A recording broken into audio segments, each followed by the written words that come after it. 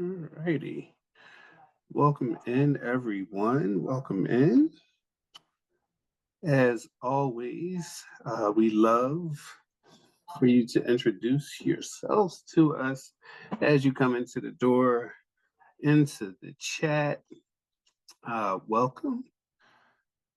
We are in July, shockingly. Happy to be here with you all at the beginning of Minority Mental Health Awareness Month. We have some really good presentations for you coming up, starting today with Esther. And then we'll be with you again next week and the week after here in July. So we are winding down. I'm not sure if everyone has heard, but at the end of August, the PA Care Partnership, which is our statewide system of care grant that has been presenting the webinars and everything, will no longer function due to funding issues, the federal government, and all of the things that you've heard about in the news over the last just about half year.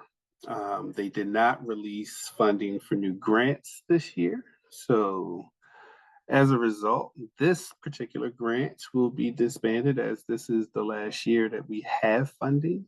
So we will be winding down. We have 3 webinars left this month and 2 webinars coming up in August. And then the PA Care Partnership will be disbanded. We will be able to carry on some of the system of care work that we have been doing in a smaller, more limited capacity, and I'll get you some information on that coming out within the next couple of weeks. So, but again, it's great to be here with you all today for our presentation with Esther.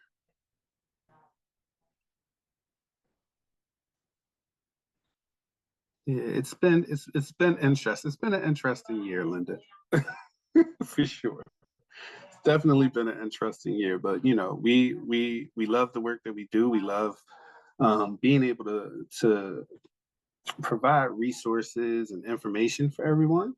And we hope to continue to do that in some capacity down the road. And we hope that, you know, in the coming year, in 2026, that we will be getting some news about funding for grants and things to be released. And, you know, who knows? Hopefully we will be able to come back in full force if that is to happen. But, you know, we are happy to be here today.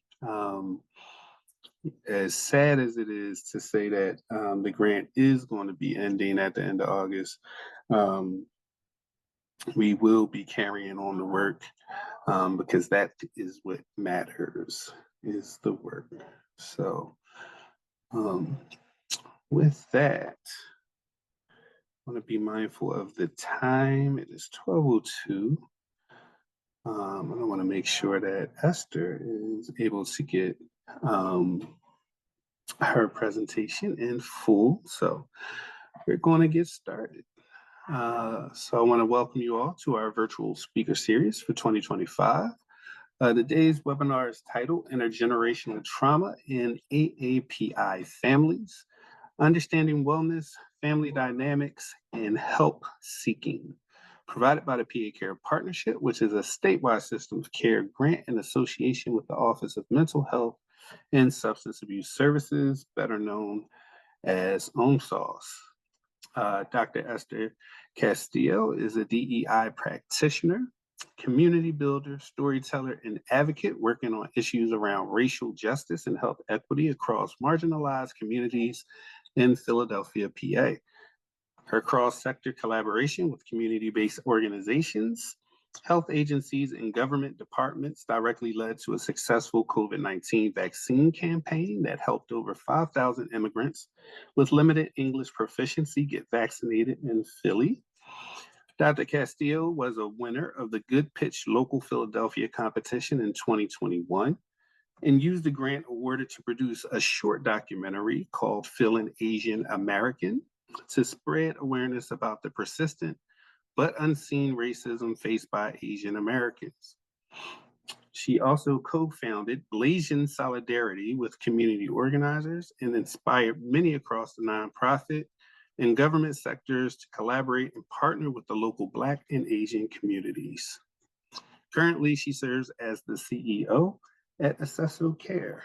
And with that, I give to you Dr. Esther Castillo.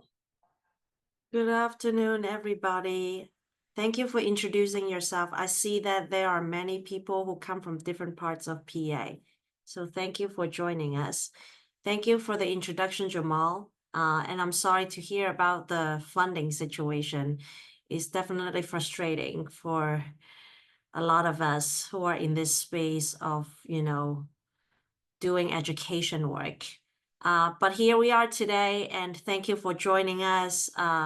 If you need to eat your lunch, feel free to do that. And today we're going to talk about intergenerational trauma in the Asian American Pacific Islander families. For those of you who serve AAPI clients and families, I hope this is going to be useful. Here are some objectives that we're going to touch upon today. There are three mainly. The first one is to describe the diversity of AAPI communities. We're not a monolith. There are many different ethnicities. People speak different languages, eat different types of food. We have different immigration status. So we're going to talk a little bit about the migration histories. There's going to be a very brief history lessons there. Some of the languages that are linked to the history and the different cultural values. And the second objective is to define intergenerational trauma and how it shows up in AAPI immigrant families. And actually also explore how family expectations like silence and shame shape wellness and identify cultural responsive practices to support help seeking and emotional resilience. So I see that a lot of you already have been putting your name and location and your organization in the chat. If you can also, can you share in the chat in one word what comes to mind when you think of AAPI family dynamics? And this is a safe learning environment, meaning that if you are not sure, if you don't know, that's why we're here. That's why we're learning. So feel free to put in that one word in the chat. It gives me a baseline of what you're thinking and what, the mindset is in the room. The goal is not to correct you. The goal is for me to better understand you all because I can't see you. I'm not physically in a room. I see unsure. Thanks. Thanks, Christine. Traditional, unconditional, strict, safety, unfair, unsure, unity, unsure, strict but supportive, diverse, calm, collective culture, tight community, stoic, traditional family,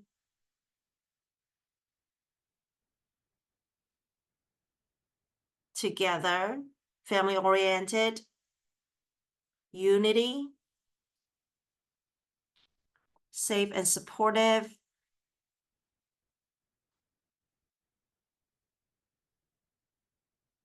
unsure.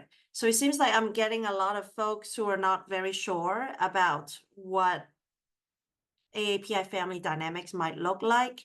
And that's great. That's why we're here. And I also see another bucket of folks who emphasizes the collective nature of a lot of Asian cultures. And we're going to talk a little bit about that and why it looks the way it looks. Culture oriented. Today's webinar is about intergenerational trauma and how it shows up in AAPI families and communities. So we're going to give a quick definition to ground us all. So we're working on the same definition here. Intergenerational trauma refers to trauma that is passed from one generation to the next. It can show up within a family as well as within a larger community that shares an identity. So we're talking about both at the family level and at the larger community level. And here are three different aspects of intergenerational trauma that we should consider when we are encountering and interacting with AAPI families and clients. One is psychological, that involves the belief systems, worldviews, parenting styles. Social, including what is stigmatized, things that people don't talk about, certain expectations that are not spoken out, that are unwritten. And it can also lead to biological consequences.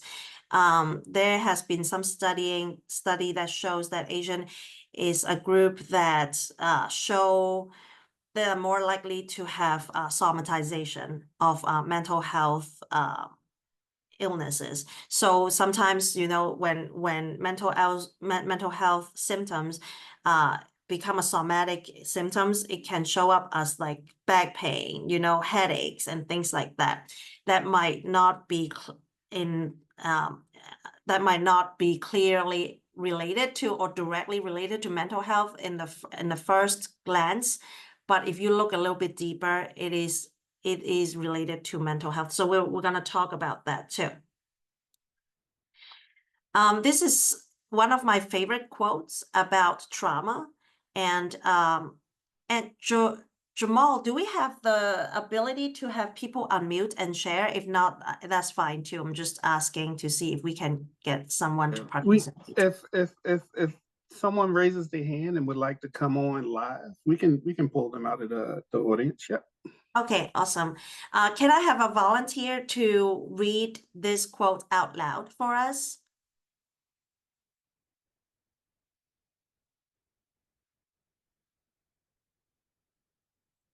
All right, I'm going to bring on Chiquela.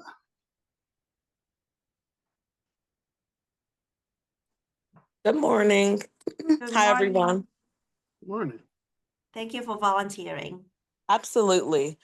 So it says trauma in a person decontextualized over time. Looks like a personality. Trauma in a family looks like family traits. Trauma in a people decontextualized over time looks like culture. Okay. Thank you, Jaquela. And not to put you on spot, and if you don't want to share, that's fine too. We can have other volunteers. Do you want to share a little bit what you think about this quote? Yes. Go ahead. So what resonates with me is how trauma is taken on as an identity and how it really can change what a person, a family, a culture looks like over time. And so it's hard to recognize and notice, right? Because it's something that has been taken on. And so it's very deep and very real and very true. So I'm excited for this conversation because as mental health professionals, we have to know what to look for and we have to really be able to identify how it's weaved into people's life experience, community, and cultures, and really destigmatize it and help people to. I listened to a podcast. It's referenced around Dr. Thema Bryant coming home to oneself, right? Helping people come back home to themselves before the trauma, before the cellular changes, before the personality changes, to live more whole, full lives. Thank you so much, Jaquela. And I see a lot of folks agreeing with you, and thank you for your perspective. The reason I want to show this quote is like what Jaquela said, that sometimes when we look at a person and we think that this is their personality, but we're not looking at what happened to them, right? We look at what's wrong with them. And we can expand it to look at a family. How many times you look at a family and then you judge them? I'm not saying like professionally, but like growing up, I hear my family talks a lot about, oh, this family is like this family is like that, because that's what they do, right? What they don't see is what happened before then, what happened to this family that leads to these relationships and these dynamics being the way it is. And if you even expand further, right, if you even look at a higher level at the community or even as a culture, right, sometimes, well, quite oftentimes, we hear people making comments about certain ethnic groups, right? And they are stereotypes. And I don't want to shame people to say that, oh, we should never stereotype, because we all have biases, and biases are just normal human behaviors. It's like, you know, it's like if you like peaches, you probably also like apricots. Like our brain naturally make these mental shortcuts to help us make decisions faster, right? But also when coupled with media representation or misrepresentation, sometimes these stereotypes become more sticky, right? And very often we hear, oh, Asian families are like this, you know, or their parenting style is very strict, you know, and or this culture is like that, right? Sometimes it's accurate to an extent, right? Because these stereotypes don't come from nowhere, it comes from somewhere. But without an understanding of where it actually came from and how much of it is myth, how much of it is rooted in historical events, then it flattens out the person, it flattens out the family, and it flattens the culture, right? And it is dehumanizing. Imagine that someone meet you and they don't actually want to understand you. Then they make all these assumptions about you because they think they understand what your culture represents, what your family life is like, what you as a person is like, right? And it blocks away a lot of the genuine human connections. So I told you all that I'm going to give you a very brief history lessons, and this is by no means exhaustive. There are a lot of things that happened between 16th century to the present moment, but I'm just going to truncate it and really also focusing on the AAPI. Well, I would say here, I don't think we've included a lot of the PI, unless you consider Filipino as a PI, but there are some debates over that too. So I would say that this is like a very shortened version of Asian American history. And we're going to start with the 16th century with the early arrivals. And Filipino mariners are actually one of the first, actually the first Asian groups to come to the United States, and you can still see that presence in Louisiana near New Orleans. How many of you like Cajun food? And if you and I have read some articles that the Cajun spice has a lot of influence from Filipino cooking and how it's mixed, you know, with Southern cooking. So you can see that Cajun food is very different from other types of food in America. So there has been some Filipino influence in there. And so that was the first group of Asian who come to the United States. And if you really think about it, in the 16th century, you know, a lot of the European immigrants have not come. Italians were not here, Jewish were not here, right? So it really came before the European immigrants at that time. And then in the 19th century, we see the first major labor waves from China, mostly southern parts of China. This is where my families and ancestors are from. And when they came over here, a lot of them arrived for the gold rush, but then they ended up building the transcontinental railroad work and doing a lot of hard labor. And they worked side by side with a lot of Irish immigrants at that time. And when we talk about history, it seems so long ago, right? But it wasn't actually that long ago. I've heard story in my own family that my great-great-grandfather was kidnapped at the shore of southern China, thinking that he was going to be part of the gold rush. But when he got to the United States, he was working in a lot of hard labor.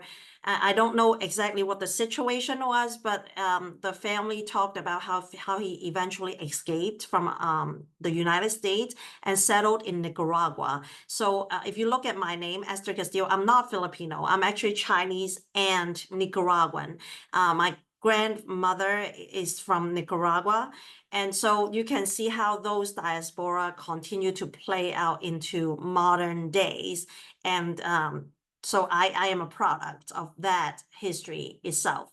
And then let's move on to the next period of the late 19th century with the exclusion and limited entry. So when the Chinese labor came, there were a lot of racial conflicts, especially with other immigrants like the Irish. And then a lot of xenophobic conflicts happened during that time period and propaganda, right? So if you look at some of those photos, so those posters, there were a lot of propaganda. There were anti-immigrants, anti-Chinese, and that led to the 1882 Chinese Exclusion Act. And during World War II, as well, when the Japanese were at war with the Americans, there were also a lot of anti-Japanese rhetoric, and all this rhetoric and coupled with the politics at that time led to the World War II Japanese incarceration camp.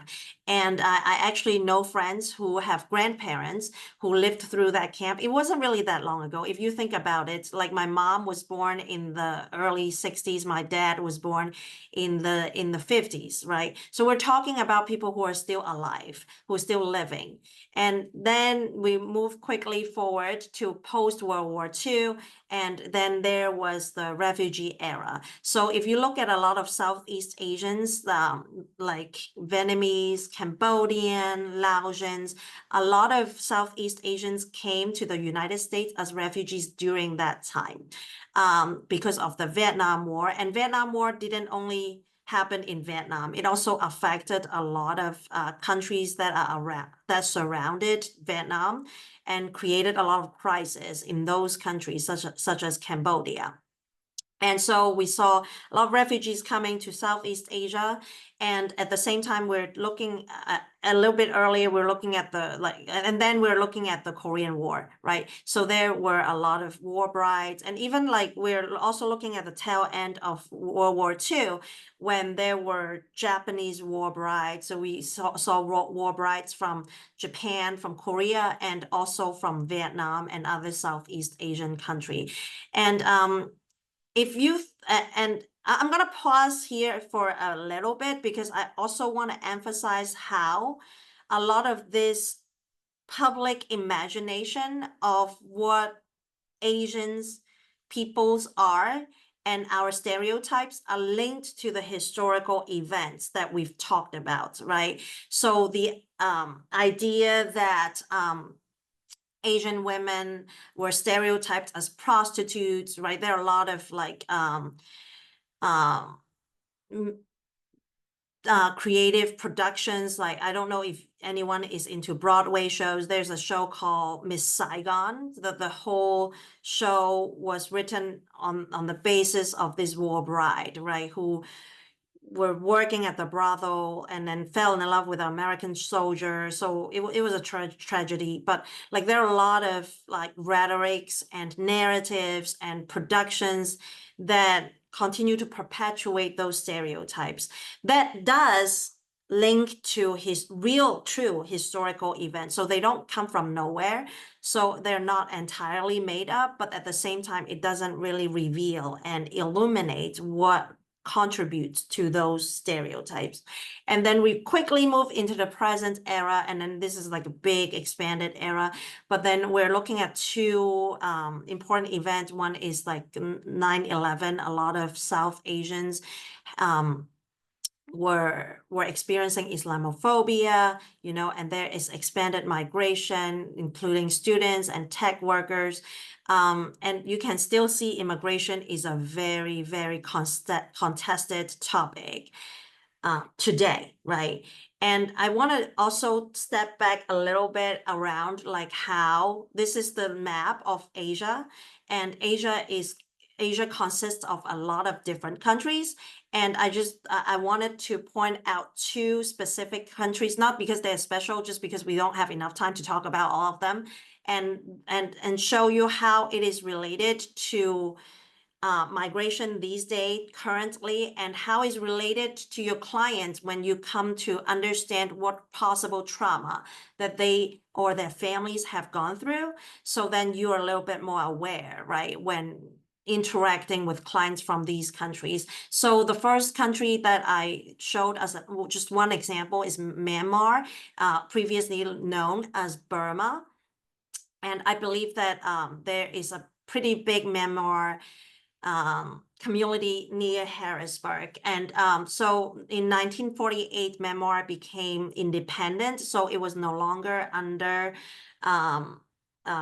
the British. And but then after they got quote unquote decolonized, there continued to be a lot of civil war. So currently the wars are still ongoing. So if you encounter clients or refugees and immigrants who come from Myanmar, it is fair to assume that a lot of them come from this post-war trauma, displacement, economic insecurity. So those are some of the trauma that are very common for that group of people who come from that country, right? And then if you compare it to the Philippines, and I'm really simplifying it, okay? So because we only have 1 hour and a half. So I'm really simplifying, but that's something you can keep in mind, right? Or at the back of your head when you're encountering clients who identify as AAPI. It might be worth it to understand which country they come from or which country their family was from to get an idea of like what their story might be about. Right, so in the Philippines was first colonized by the Spanish and then the American. So this map showed a later time, like in 1910. So technically, the Philippines was, you know, declared independence in 1946, and but then the colonial oppression has been really long. So then there has been a lot of like trauma related to being colonized, you know, for a long time, not being able to speak their language, you know, or having this, experience of, you know, first being colonized by the Spanish and then by the Americans. So there's a lot of mistrust around authority. And coupled with like the Philippines is still a very poor country because of all that happened from before, right? So it is not, so generally speaking, it is not uncommon when you encounter AAPI folks who have an immigrant background or they come as refugees to have this mistrust around authority, right? And because you have to think about where they came from and what they have experienced as a people.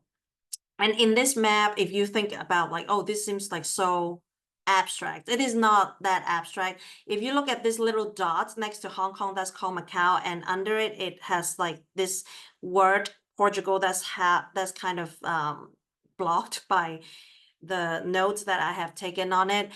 This is where my family come from. So after my great-grandfather settled down in Nicaragua, they moved back to southern China and settled down in Macau.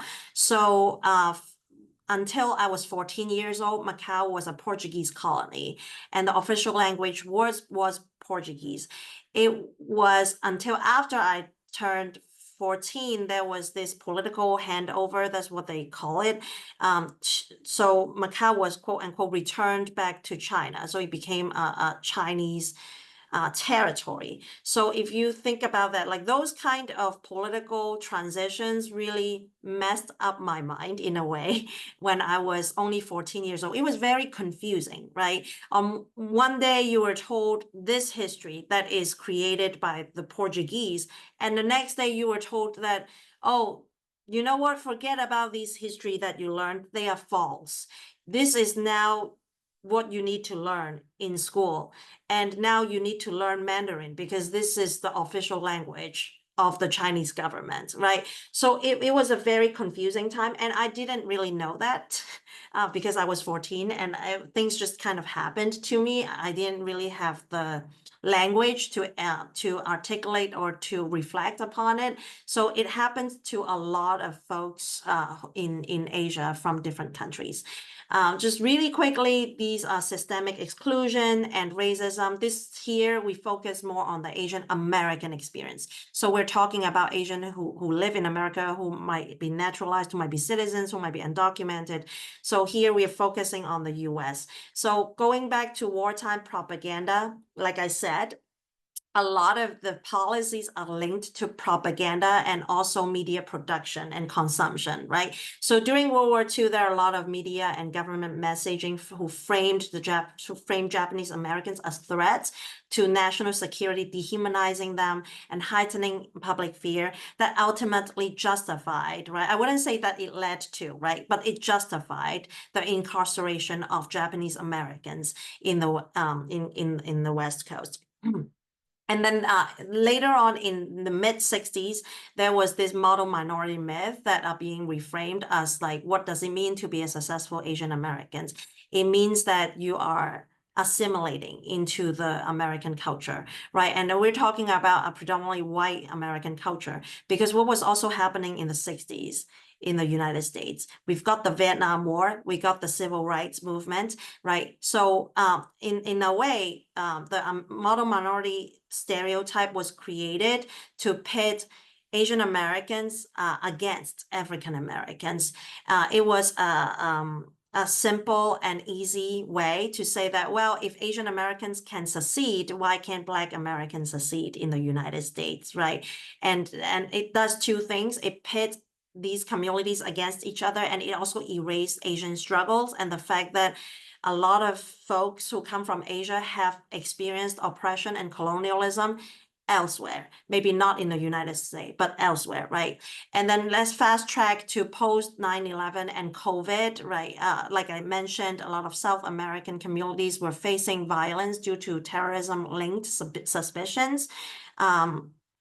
And then during COVID, there were a lot of hate incidents that happened since 2020. And I was at that time directly working on the ground in the community. There were a lot of incidents that I witnessed and I experienced as well. Like just walking down the streets, people would yell at me and like ask me why I'm not wearing a mask and things like that. So those are traumatic, right? It still makes me feel uneasy to share, but I think we should talk about it and normalize talking about it because they exist.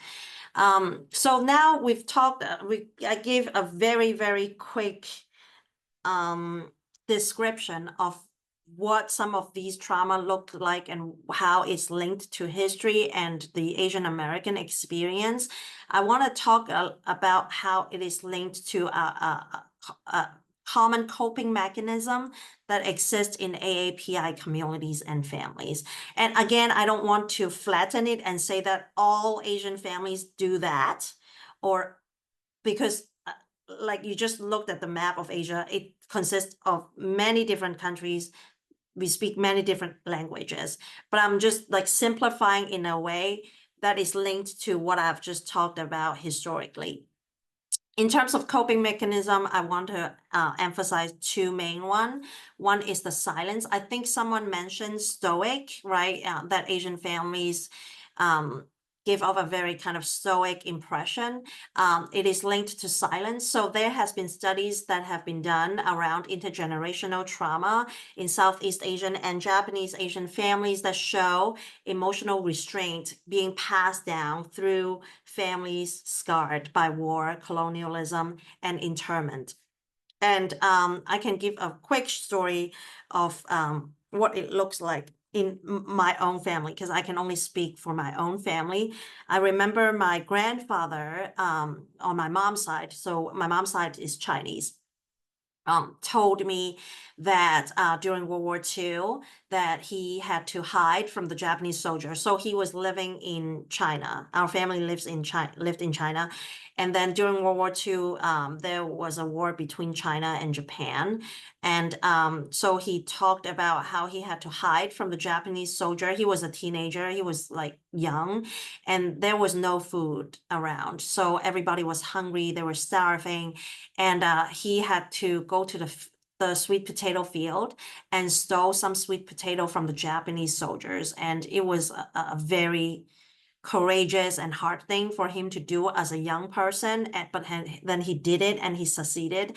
And I remember how he told me that the reason why he succeeded was because he was very quiet. He was so quiet that he became invisible, that he was completely silent when he was stealing these sweet potatoes from the Japanese soldiers. So he told me that because of that, he named my mom. So my mom's Chinese name is Man Yi. So Man means like is very efficient and flexible and agile in Cantonese. And Yi means like someone who is graceful, right? So like he wanted to make sure that his offspring is efficient, fast, and agile, right? So and Yi also can means like graceful and quiet, right? So basically my grandfather named my mom, his daughter, quick, fast, and quiet, right? So if you think about that, it is interesting because like this is the strength that my grandfather wanted to pass down to the next generation and the next generation. And those kind of strength become emphasized, right? Because that worked for my grandfather. That's what my grandfather wanted to pass down to my mom. And my mom wanted me to have that. And it becomes really normalized that being quick, fast, and quiet are good things. These are something that we valued in this family. And I learned it early on as a child that you're not supposed to be too loud. You're supposed to be fast. Right. And then on the flip side of it is the resilience, right? So psychologists note that in AAPI families, silence are often paired with high achievement, right? So if you think about that stereotype of this quiet Asian kid sitting at the back of the classroom, being an overachiever, getting A's, right? Across all subjects in their report card, but they don't say anything. They don't express themselves, right? And next time, if you see a person like that, I want you to think about where that comes from. What is their family story, right? Is there resilience to it? Because it's not just weakness. They are strength as well.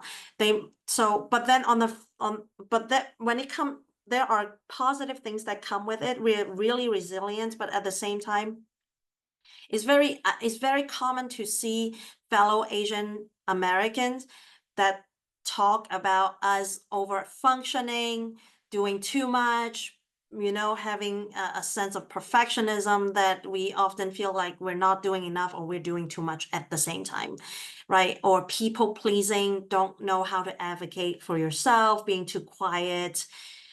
Those are the things that I hear a lot of Asian Americans struggle with, both inside the family and professionally in the workplace. So what does it translate to in the setting of family in terms of family dynamics and cultural expectations? There are a lot of family obligations. Some of it has to do, is war related, right? Like what I shared about my grandfather. Some of them are also related to those who live in the United States, who are being told that if you want to be successful, you need to be the model minority, right? You need to assimilate to the American culture. And also there are structural pressure. What does that mean? If you look back into the historical line, a lot of the Asian immigrants came here post 60s, right? So after 1965. And if you piece together the timeline of it, a lot of Asian immigrants came after 1960s. So if you're looking at Chinese as a group, many Chinese came over the United States. I'm talking about those who are in Philly. They came to the United States around 70s, right? It takes a little bit of time for the policy to kick in, right, in the 70s. So I'm thinking about like my husband's family, right? My husband's family is from China, and they are second generation immigrants, first generation Asian Americans. So their dad came in early 70s, right? They came like as young kids. And if you look at Southeast Asians like Cambodians and Vietnamese, a lot of them came later, you know, after the Vietnam War. We're talking about, again, like 80s, you know, 90s, right? And there are there are immigrants that continue to come, right, through as international students, right, as tech workers. So if you are thinking about the generation, we're talking about a lot of Asian Americans are second generation immigrants, meaning that their parents came as first generation immigrants, meaning that a lot of them came as adults, right? So when you're an adult, you come to America and you don't speak English that well. What happens? Then they come as a family. It means that the children becomes the translator and the cultural brokers, right? What does that mean? How many of you, I know that there are a lot of providers here. I was seeing the chat when you all first introduced yourself. How often, like for those who have interacted with AAPI clients, how often do you see them, they bring their children with them, and they have their children translate things for them, and they have their children help them navigate, help them fill out paperwork? Anyone? Maybe we can get one person to share a story if they are willing to. You can raise your hand and you can share if anyone feel generous.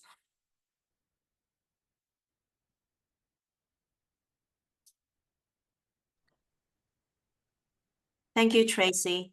Go ahead. Hi. What Hi. I wanted to share was before I became a therapist, I was a teacher.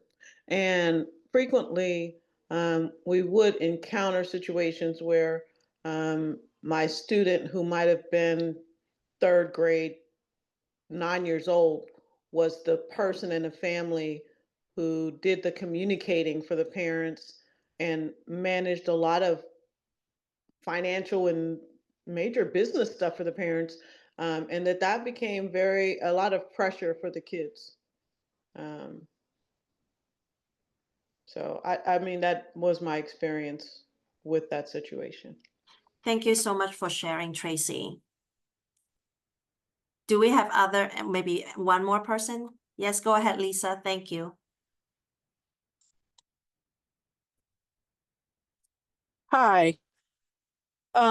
Yeah, so I'm a juvenile probation officer, and we see that pretty often among a lot of different cultures.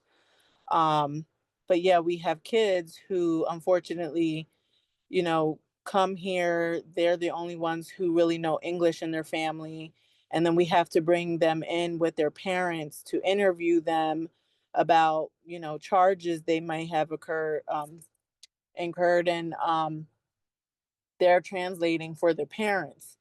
Or, we have to often schedule interpreters for court and use interpreters for interviewing and things, because there's a language barrier with the family, and it does make it more difficult for then the family to understand, the court system and how things work here in the United States, and with the laws and, you know, police and just all of that. So we definitely see kids coming in, getting in trouble, but then they have to help translate for their parents or help their parents understand kind of like what's going on, because they're, you know, in between us and the parent working with the parent. Thank you so much, Lisa, for sharing. Wow. It must have been a lot because it would have been scary for me, and I am much older. I can't imagine a child having that kind of responsibility, right? So here I have a story. Aura is actually my friend. I was reaching out to my friends because I came here when I was 19, so I didn't really have that lived experience of having the need to translate for my parents as a child, although I do still translate for my mom. And at one point in my career, I was an interpreter in the hospital, but I've never translated for my parents or any family members as a child. So I asked her to share her story. Can we have a volunteer to read this story for us?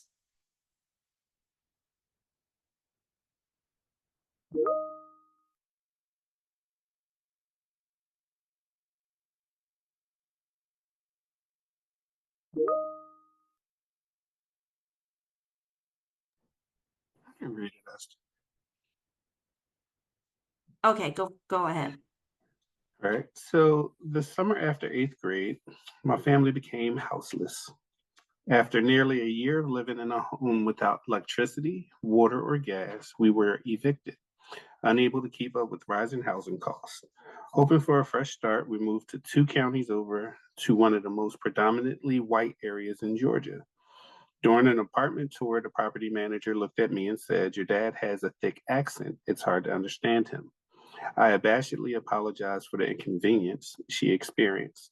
Never mind the fact that I was just 14, doing the unpaid cognitive and emotional labor of monitoring an adult conversation to ensure my parents weren't missing anything important and that people didn't misconstrue what my dad was trying to communicate.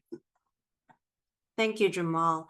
Any reaction, anything that stood out to you from this story? If you do, can you share it in the chat?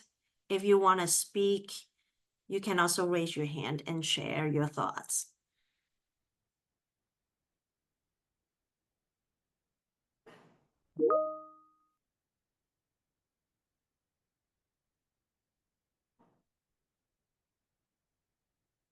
Thank you, Jessica. It's heartbreaking to put so much pressure on children. Janelle said, it must feel like a heavy burden not to miss anything being so young.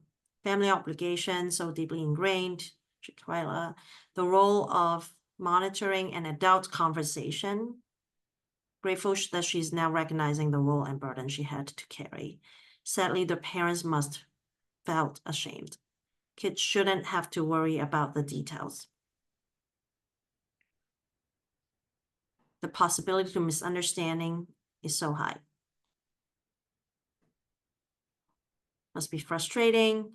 The time the landlord didn't take to understand the parents, it was rude, right? Okay. So before I move forward, like, what do you all think that you could do? Not to change the system, because the system, as we've just talked about, came from the 16th century. So it's not like we can go back and change history. But how do we support people better so then children and AAPI families don't have to carry the shame and the burden for something so simple as to get a rental space?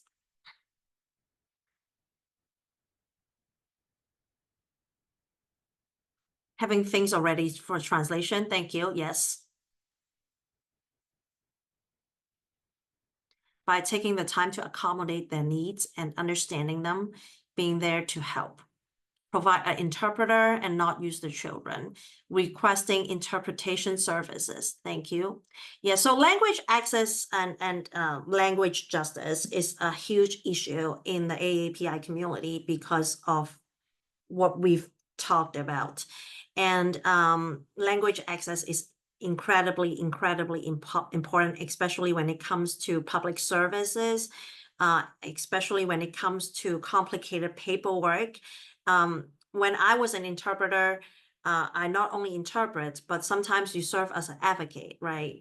Like you're trying to explain to the patient what they're entitled to, because not only they don't understand the language, they don't understand how the system works, right? They might come from a country where bureaucracy is not as complicated as in the US, where they don't usually have to fill out a form when it comes to agreement and contracts. So those types of things need to be explained on top of just the language barrier.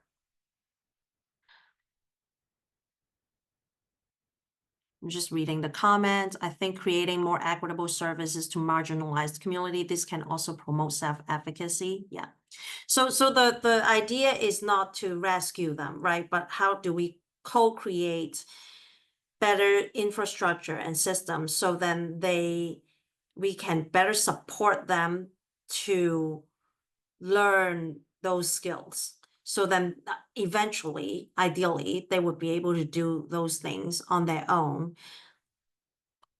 Rachel said it's very unprofessional to ask the children to translate and leaves a lot of room for issues and arise in the future. Definitely, for sure. Especially in a medical setting, I'm not sure if it is allowed anymore to not have a professional interpreters. I know that in the educational setting, maybe in schools, that's still relatively common, because we're also talking about whether or not the organizations and the systems have the kind of resources to provide the service. But sometimes even when the resources are there, that there are interpretation services, I have seen that there are providers who don't take that extra step to make that accommodation happen, right? Or think that the accommodation was annoying, that this is too much. They don't know what types of languages that they speak, then they didn't really take that extra step to find out what their needs are. Verisa said the onus of being understood is put on the children in this scenario. It should be ready to a ready offering to provide a neutral adult to interpret. Jessica says sometimes just being more patient, exactly, right? Sometimes you don't need to have you don't have to, well, when it's best if you have an interpreter, right? But like just some understanding and patience go a long way. Maybe the child wouldn't feel so ashamed. Maybe if the person has taken the time to understand the father, the child wouldn't be put in that situation where that she feels like she needs to apologize on her dad's behalf. Melody said being there to support them in all areas, just knowing someone else is there, right? Yeah, and just having that psychological understanding that they are safe, that they are not being they're not being a burden, that they shouldn't feel ashamed, that they have language needs, makes a lot of difference. That's cultural competency, even if you don't have the language competency, right? Loop said, I frequently experience a sense of being overlooked in conversations because of my accent. I'm curious about why people find British accents so appealing. I think if you look back to the map of imperialism, right, that I've just shown, that the British did colonize a lot of the country. So a lot of it has to link with power and dominance, and that's historically rooted. Abigail said, I would venture to say that most people don't mean to be rude. I agree when it comes to language barriers, but it does take patience and understanding to make those connections, right? So I know that there are a lot of like talk around like self-care for help seeking, like for helpers and for providers. And it is so true that we have to make sure that we're in a good mental state, right? When we're providing services and help for others too, because when we're not stable, when we are not being in our best kind of state, sometimes like little barriers or little mistakes or little things that becomes an inconvenience can trigger into like us not, we might not intentionally mean to be rude, right? But we might just be annoyed, and it can leave a big scar to the child and the family without us really think about it, right? Only one local hospital have a mandatory. Okay, interesting. All right. Mandatory in terms of like the language, I would assume. Making more resources available, right? And even just like say that they are welcome, like that we welcome people who are English learners, right? And that speaks a lot. I mean, it signals to the families and the patients and the clients that it's okay that I speak with an accent. It's okay that I need to speak more slowly. I would be heard, right?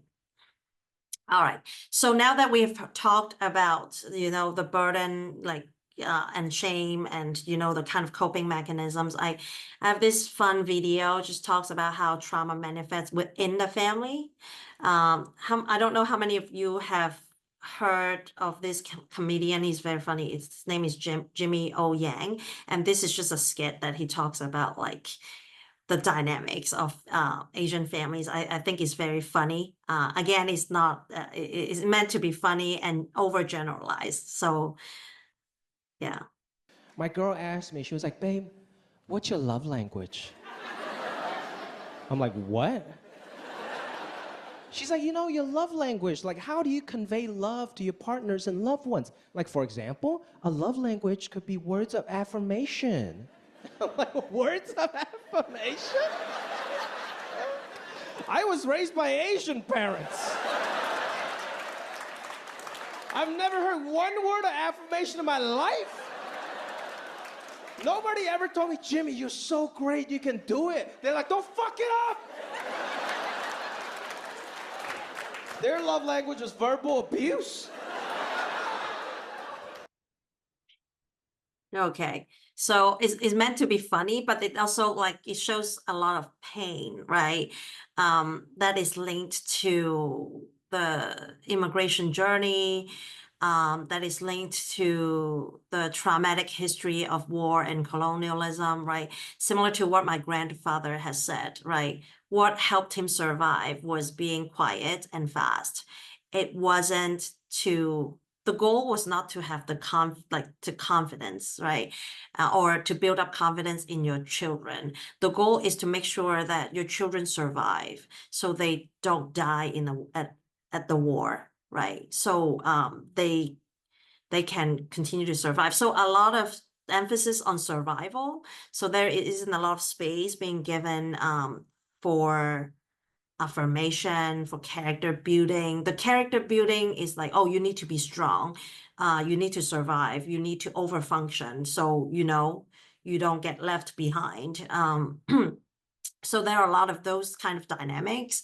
And again, like AAPI communities are super diverse, right? So that's just one version, but a lot of it is linked to war and colonialism. So common expressions in AAPI households include like physical complaints with like emotional roots. There have been like these jokes in the AAPI communities, like, how do you know your parents love you? Well, they cut fruits for you, they cook for you, they ask you if you're hungry, did you eat, right? So there's a lot of like acts of services because there's no time to talk, or talking about things are not being valued.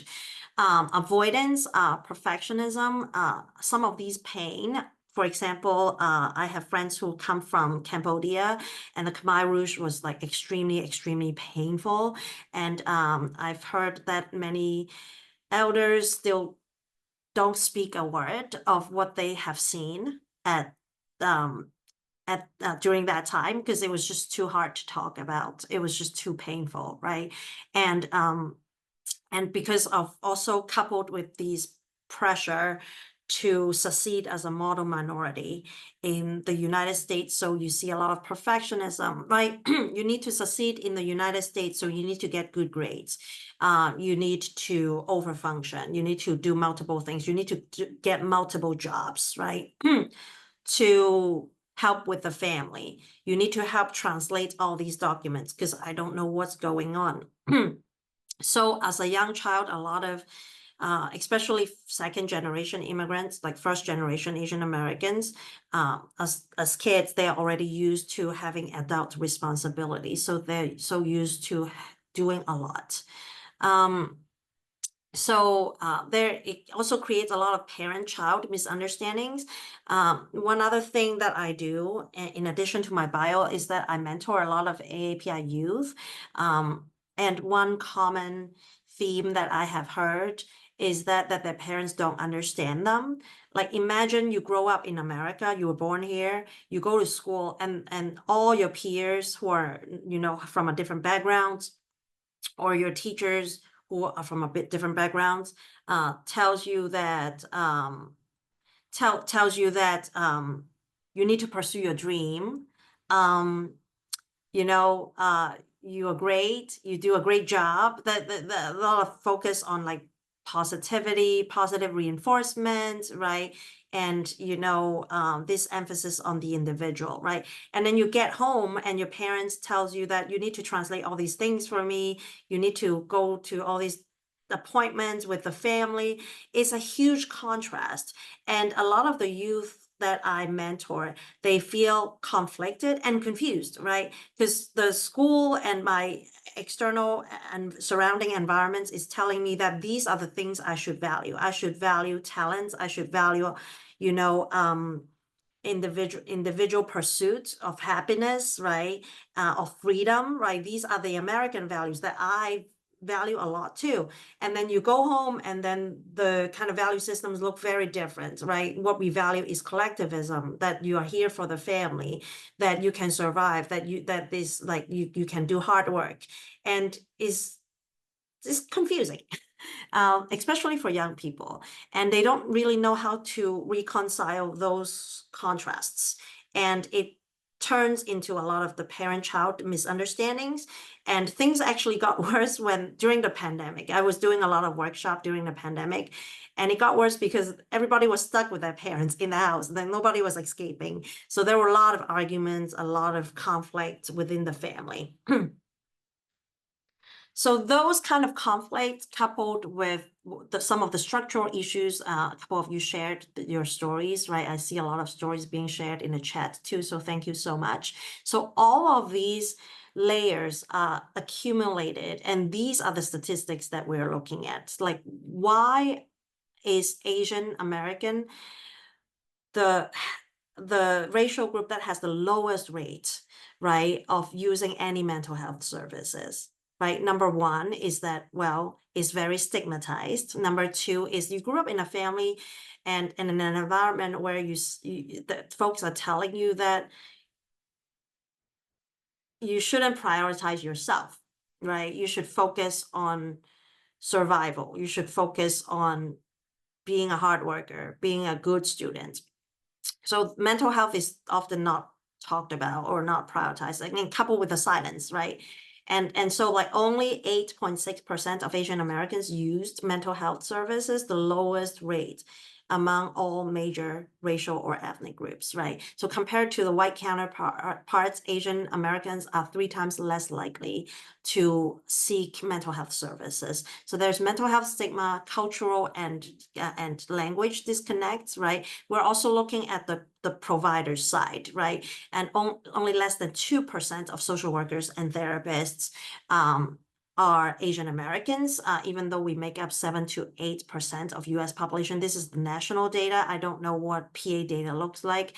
Probably similar, if not lower, like probably similar. And one of the biggest stressor for young Asian Americans are that the pressure to succeed, right? So if you're looking at the model minority stereotype, the kind of historical background and trauma that the family comes from, and all of that lead to 39% of young AANHPI, so Asian American, Native Hawaiians, and Pacific Islanders reported a sense of duty, right, towards their family, or fear of causing them shame, right? And some of them is not really, their fault, right? Like my friend's story, like she told me that she felt a lot of shame around it, but she didn't do anything in that encounter. But yet, like, that shame persists, right? All right, so let's move to what to do about it. We kind of talked about it, right? We talked about the importance of language access and how important it is to have patience and to show a level of understanding. So I put out 3 points here. One is building relational trust, right? So let me put this question out here, and maybe some of you, if you wanted to answer it via, if you want to unmute yourself and share, you can share it. If you want to share it in the chat, that's fine too. What is the difference between relational trust and a transaction in the setting of like what you do?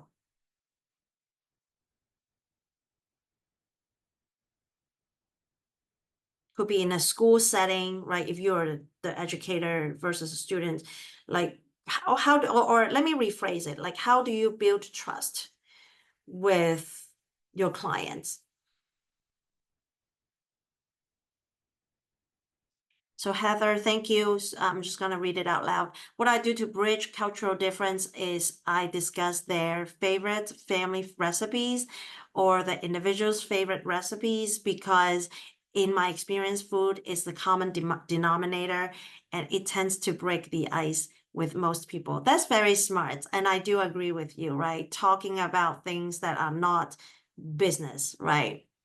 When I say what is the difference between relational trust and transaction tend to be focusing on the business, right? If I'm here to provide a service, I talk about nothing else, right? I have no interest, or I show no interest in you as a whole person or in you as a whole family. I am only interested in providing this service for you right here, right now. So that makes it hard to build trust because you don't see them as a full human being. Building rapport, shared experiences, movies, traveling. I think it goes back to the beginning of the presentation, being willing to want to learn about another person, right? And yes, that's definitely true, right? And I think it's a tricky thing too, because I also hear people say, oh, don't ask Asian Americans where they come from, because it's like triggering question. It can trigger a lot. I think in that kind of way, like you can assess how deep your relationship is. If I just walk past the street and I have this random stranger who come up to me and ask me where you come from, that is not a good idea because I don't know this person, right? But if it is a person that I already know, like it is absolutely okay to like, oh, what is your family background? Like that might be an easy, like a safer way to ask, because you might be encountering people who were born in the United States. So they didn't migrate from elsewhere. They are from here, right? But maybe their families come from a different background. So you can ask like, what's your family background? Or you can model by sharing your family background first. Like you can say, oh, my family is from here. Like, what is your family background? I'm just curious and I want to know you more, right? State the intent. The intent is not to objectify the person, right? The intent is to build trust. So that matters, right? And sometimes people don't know what your intention is you need to say it. If the intention is to build trust, of course that's okay. But if the intention is to put them down or put them in a in a inferior position, then that's where the protective layer comes from. Find the interest, let them talk. Thank you, Marilyn. Jessica said that I try to be open, honest, and even vulnerable. Thank you. Yeah, that's exactly right. You want to share your own experience first, right? That's how you build trust. When I'm teaching various mental health presentations to school. Thank you. Melissa said trust is built through consistency, understanding, transparency, and safety. Definitely. consistency and respect. Thank you, Michael. I make sure that their feelings are valid and that I am happy to learn about them. Thank you, Nicole. Love the food shared experience. Yeah, that works. A lot of people like food. I don't know. I don't know many people who don't like to eat. Marissa said we build trust slowly. Yes, also the patience part, right? It doesn't come instantly. It needs to be built over time, by identifying shared needs and solutions, sharing cultural and artistic exchanges, and connecting through trusted individuals and organizations within the community, right? And then it's also okay to know when to refer out, right? When you don't have that capacity for language access or interpretation, and it's okay to refer out, right? So knowing what kind of resources that are available in your communities, in your location, that helps too. So honor both strengths and struggles, right? Sometimes when we talk about trauma-informed, I also am a little bit cautious that if we only focus on the trauma, we're not focusing on what is working for them already, right? We need to recognize that there are tremendous strength and resilience in the way that these immigrant families are able to build resources around them and to be able to transmit those resources across generations. That's a lot of strength, right? So an example would be like your ability to endure the hardship shows deep inner strength, right? There are a lot of like, at least like in my family, in Chinese culture, there's a lot of emphasis on like inner strength, right? Being able to endure, being able to sustain, even in hard conditions, that is very, very valued in Chinese culture, right? So those are important too, like being able to celebrate points of joy, exactly, right? And not just the hard stuff, right? But the good stuff, right? That, yeah, like things have been tough, but then I am able to share those resources with my family, and I'm able to share joy with my family and in my community, right? And also ensure cultural competence, like we've talked about this throughout, really, just use interpreters when available, right? Also utilize your staff. There might be staff who already speak those languages, right? I remember giving a talk to the police, and they were saying that they have so many bilingual police on the streets, but they're not putting them in the neighborhoods where their languages can be utilized.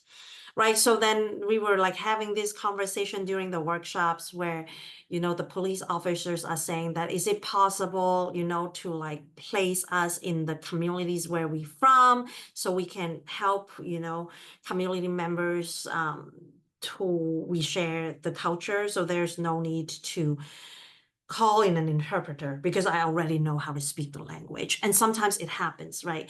It may be like in the hospital or in the clinics, or in your group, in your business, in your organizations, there are already staff who come from that language. And I'm not only talking about AAPI, right? I'm talking about all communities who speak a second or third language, who are like bicultural, bilingual, or multicultural, multilingual. Like utilize those staff and talk to them and see that as assets, right? Sometimes when you don't spell it out, people don't know that your organization actually value those cultural competency, those language competency. You need to make it a point, right? You need to make it a point. Like, for example, like in my business, I hire a lot of folks who, actually all the people that I hire have like an immigration background, either because we serve immigrants population.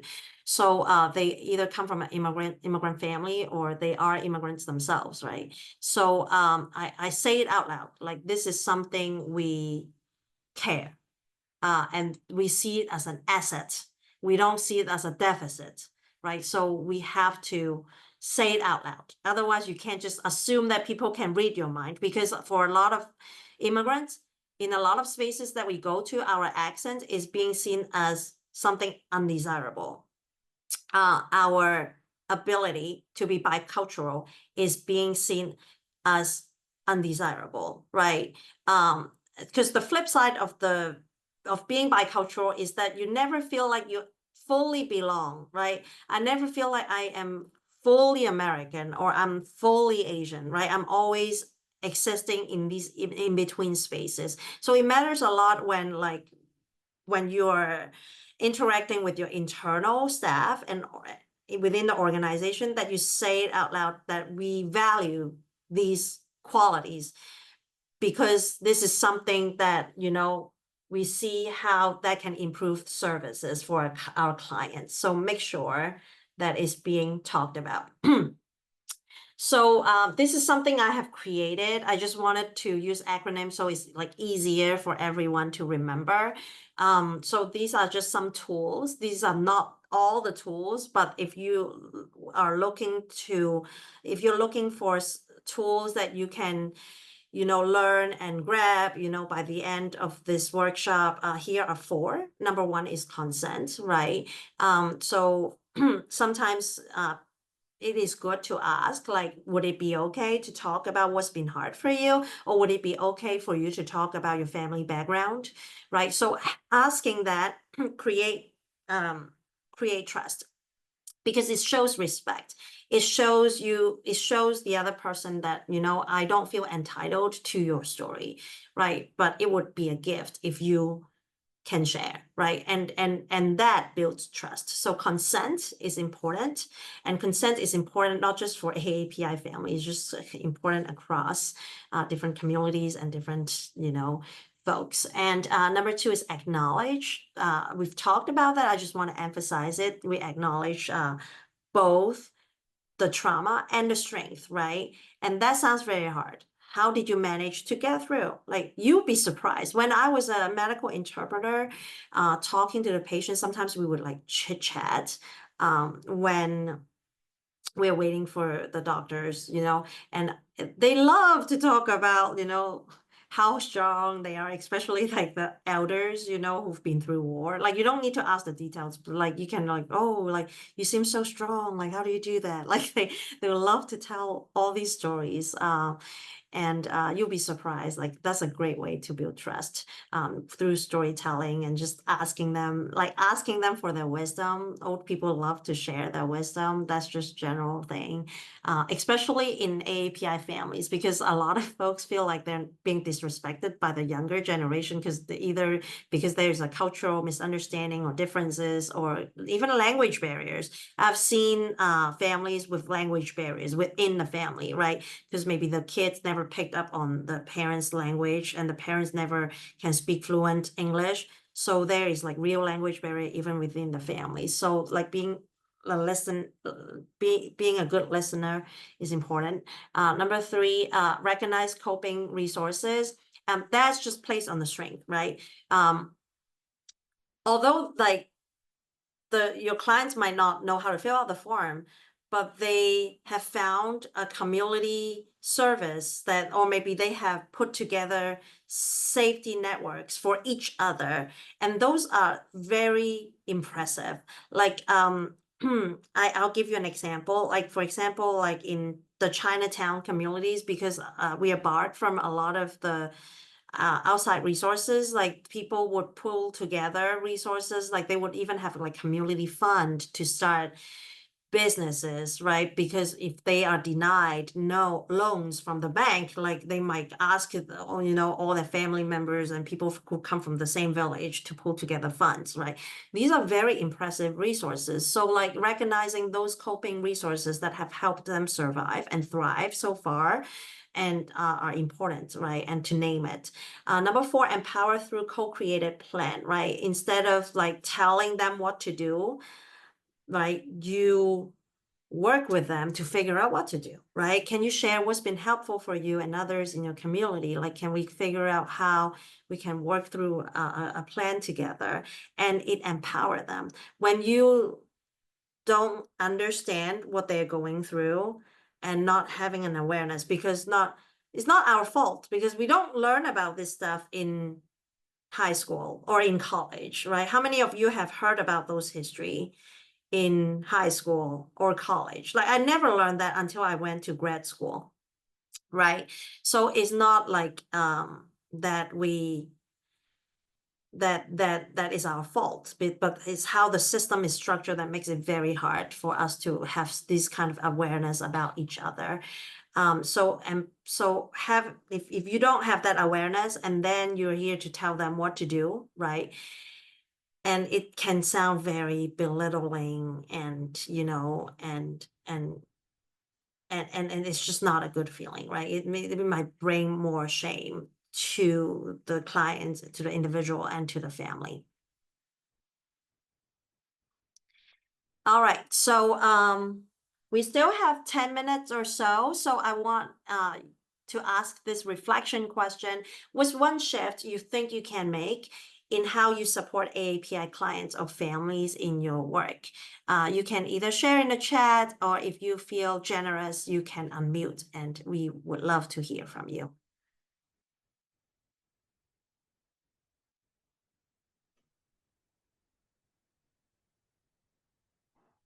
It doesn't have to be a big step. It can be something small.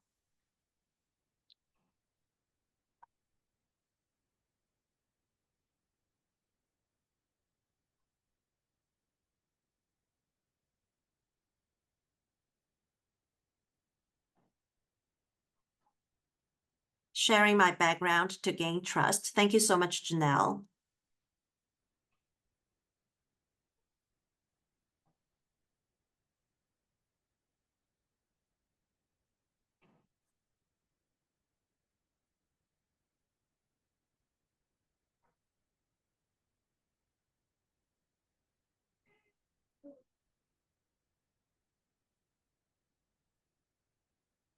Learn more about the culture, I'm glad that you find the care model useful, Marisa.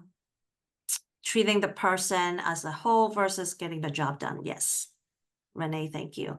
Not discriminating and keeping an open mind to other cultures. Thank you, Rachel. We work closely with Multicultural Center with it. Yes, also find partners who have expertise, right? And like I said, know when to refer out.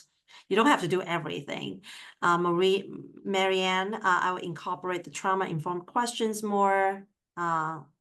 Asking for consent. Yes, thank you. Taking a holistic view, being more empathetic, more understanding when interacting with others. Thank you. Thanks, Marcus. I plan to upgrade my assess.ent process to add appropriate self-disclosure. Thank I you. think that's supposed to be assessment. Assessment, okay, thank you.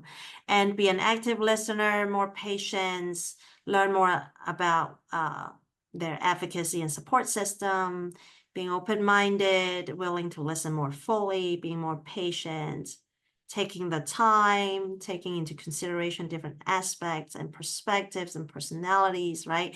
And remember that quote, right? When we decontextualize trauma, right, it looks like a personality. But when we contextualize it, then you see the person, right?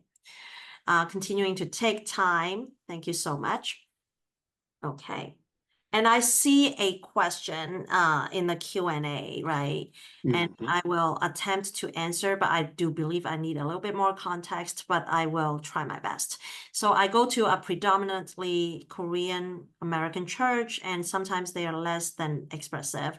I'm trying to sort of make emotional connections with them, and it's hard.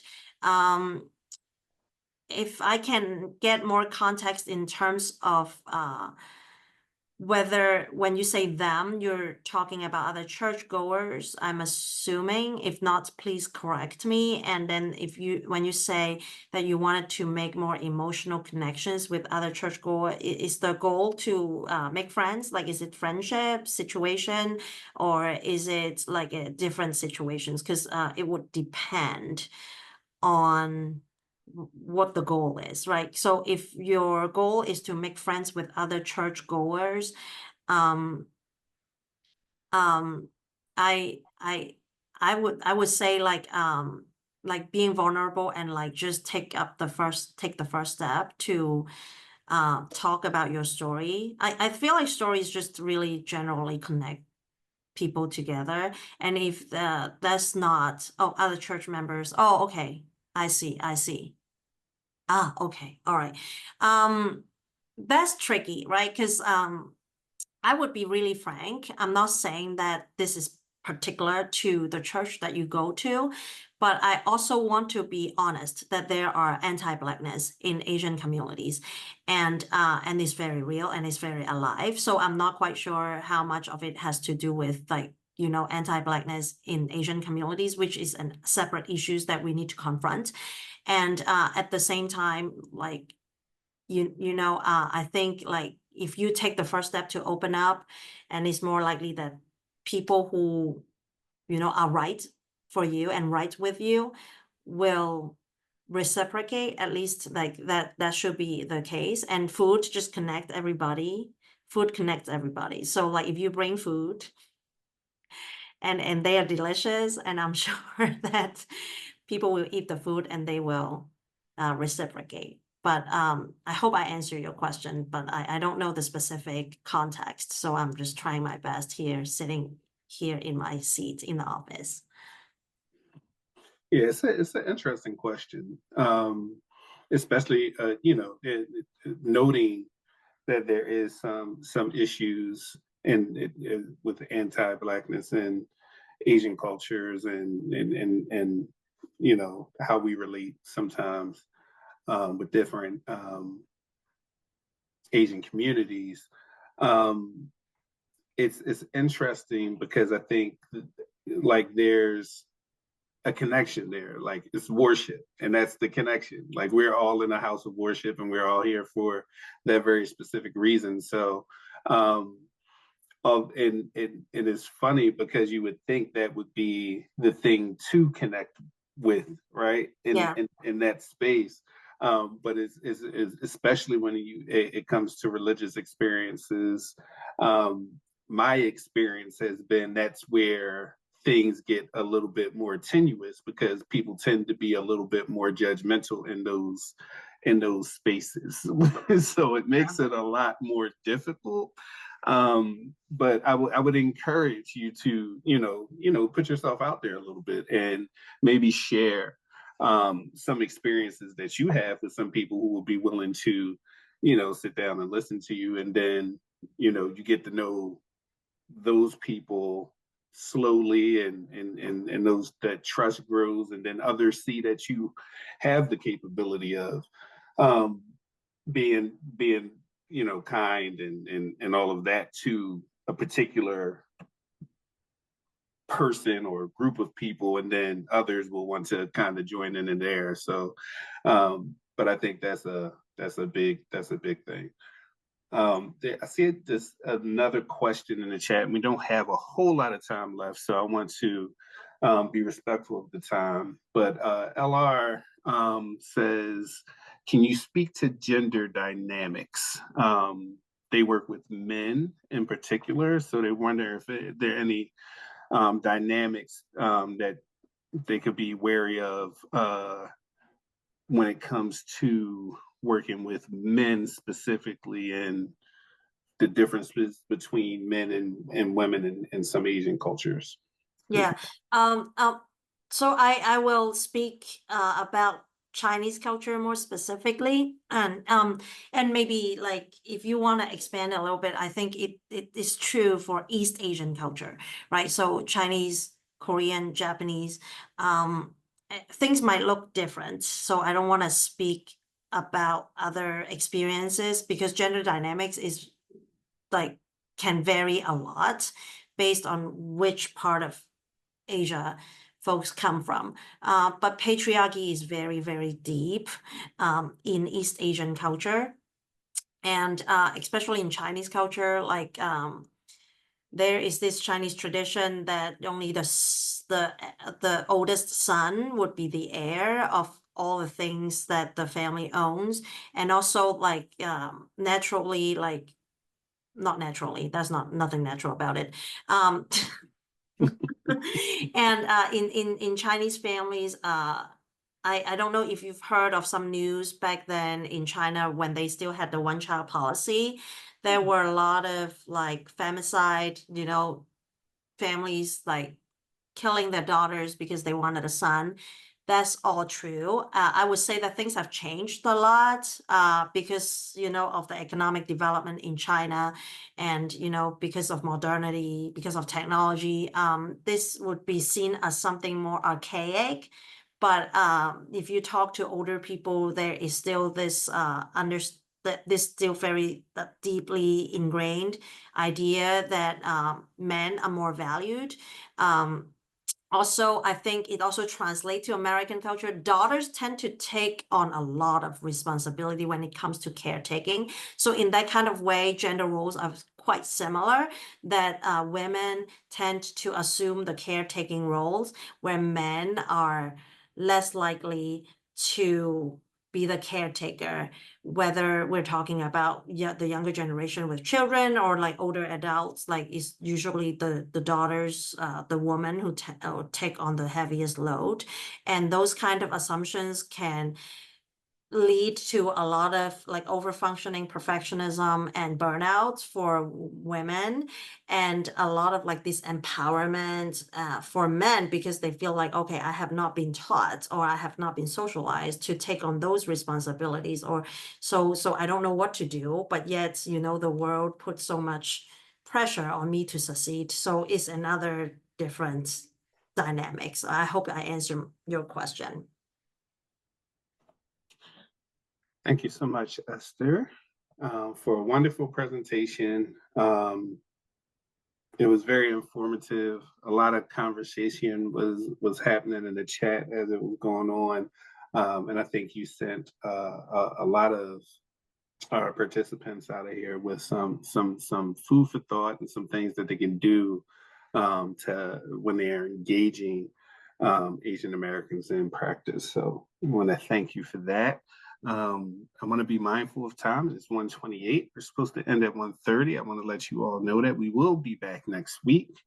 Our next presentation is next Wednesday at noon, July 16th, and it will be our CLC County Showcase. In the showcase, will feature presentations that present inspiring stories, best practices, and practical tools to improve cultural and linguistic responsiveness, keeping in with the Minority Mental Health Awareness Month theme. So thank you all for attending and your participation. Thank you again, Esther, for a wonderful presentation. And I hope to see you all next week. Have a good one, everyone.